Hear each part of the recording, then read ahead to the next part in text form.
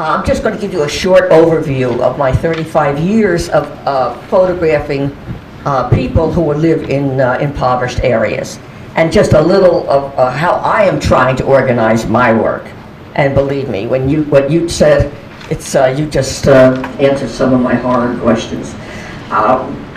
So my photography began. I was a student at the International Center for Photography in New York. And the instructor suggested that I go to the Children's Aid Society to photograph children, to practice photographing children there. And it was located, that society, on East 6th Street, on the Lower East Side of Manhattan. And at the same time, we had an assignment to photograph our neighborhood. And I always lived in the suburbs. It was okay, I didn't mind living there, but I didn't want to photograph it. So I was the only one who didn't bring in any work, and actually the instructor said, "Why don't you move?" And I said, "I don't want to move, I just don't want to photograph it." But when I saw East 6th Street, I knew at that moment that this was the place I wanted to photograph. I knew it. I wanted to understand how people live and survive in such horrid conditions. And I'm not a photographer who just shoots and runs, so they said. I get very involved. I stay, I sit down, I talk with people, I listen to their stories, and it's a process. And then, for 15 summers, I lived in Maine. And there, I photographed rural poverty. And then, about 30 years now, I've been in Newark, in the Central Ward, and I photographed that whole urban, the surrounding urban areas. And then about 5 years after I started photographing, I had the feeling I needed to reach out to institutions, museums, or libraries to see about getting into their permanent collections. I just wanted something for the future. So at some libraries and places, institutions, they didn't want anything to do with my work. It was totally rejected. Others took 3 or 4 pieces. Photographs. Others took 20 and even bought photographs, 20 and 30 images. And as I said, some didn't take any at all. But mostly I donated. You know, you donate your work because that's what is expected. Some people argued about that. I shouldn't do that, but I felt it was important because I wanted my work in these places. So then about 10 years ago, I reached out to the New Jersey Historical Society, and I introduced myself. I wrote a letter, and I inserted an invitation to one of my exhibits. And they were very receptive. They were just great. But one of the problems was that, which is not uncommon, is that maybe 4 or 5 people who I had been working with left.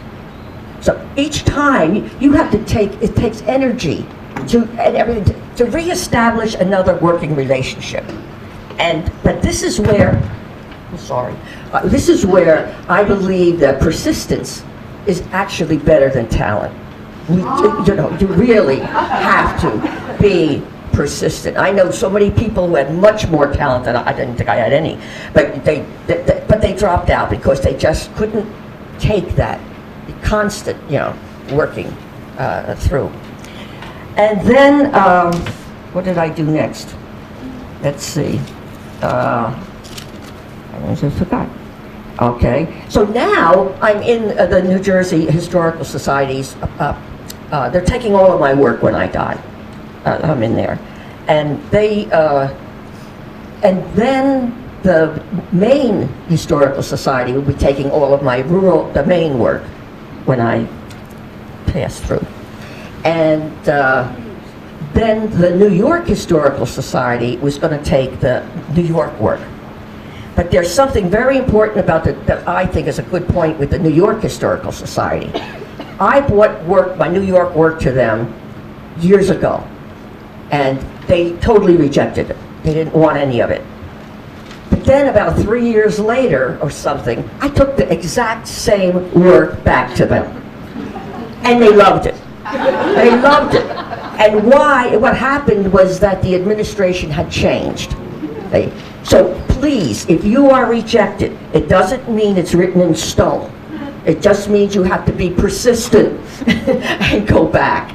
And you try and try again. Huh?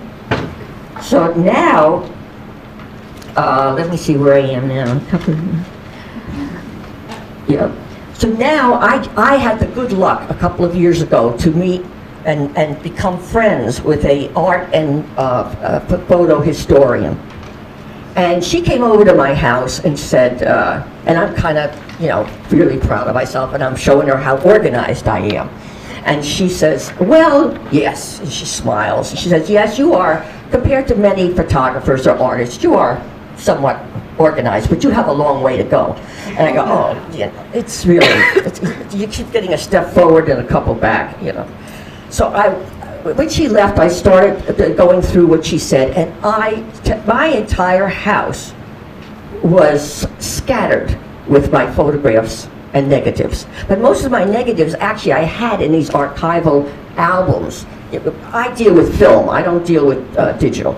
I don't, that's only 10 years, but it seems like 100. I'm a dinosaur already. So, but I went up into the attic, and I had negatives up there, loose. I had piles of photographs. My closets were full of photographs. I had, my darkroom was full of photographs and loose negatives. And my basement, they were all mildew, the prints. And I still don't know what to do with that. So I think that's maybe a disaster, I don't know. But with all these loose negatives, I had to find where they fit in the albums that I had, where I had the negatives and the contact sheets attached, and by date and place. And so that was a process of putting those in the proper sleeve. Then I started piling up my prints, though the main work and the New York work wasn't that much, not compared to the huge body of work that I have in Newark. And so I started piling up the Newark work by neighborhood and by families. I know some families for 30 years I'm involved. And then I would write on the back of them, which some of the title, the date, and the frame number. And that is horrendous because I have to go through thousands of negatives to find the one. If I didn't have a date, if I didn't know the date, please put your date, everything. Just date it. And because it's so important, because when you're trying to look for this, you don't have to look through those thousands of negatives and then find the frame number to put on it. And then I would put them in these archival boxes.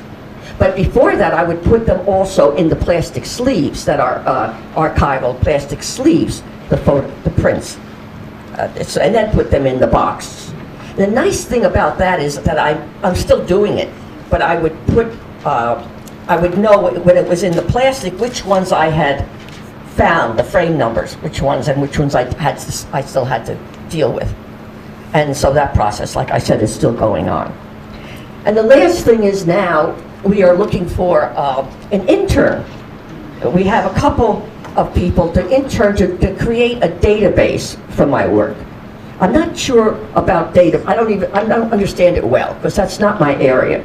But I understand that, and this intern will work with me and with Bonnie, the historian, and with the librarian of the New Jersey Historical Society. And they would receive credit through the school, through the library and through the college.